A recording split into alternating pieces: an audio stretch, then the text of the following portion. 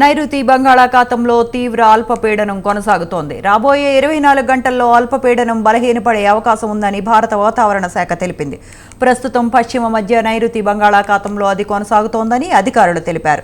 దీని ప్రభావంతో నెల్లూరు, తిరుపతి, ప్రకాశం, కడప జిల్లాల్లో కొన్ని ప్రాంతాల్లో తేలికపాటి నుంచి మోస్తరు వర్షాలు కురిసే అవకాశాలున్నాయి ఐఎండీ తెలిపింది. కర్నూలు, అనంతపురం, సత్యసాయి కృష్ణ, నంద్యాల, బాపట్ల, పల్నాడు, అన్నమయ్య, చిత్తూరు జిల్లాలలో కొన్ని ప్రాంతాలలో తేలికపాటి వర్షాలు కురిసే అవకాశం ఉందని అధికారులు తెలిపారు.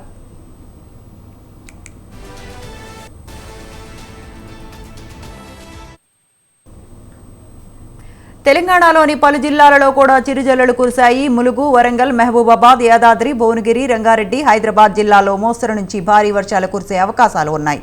తెలంగాణలో వాతావరణం పూర్తిగా చల్లగా మారిపోయింది. నిన్నటి నుంచి తెలంగాణ వ్యాప్తంగా ఉష్ణోగ్రతలు ఒక్కసారిగా పడిపోయాయి. పగటిపూట ఉష్ణోగ్రతలు 25 డిగ్రీలుగా నమోదవుతూ ఉన్నాయి.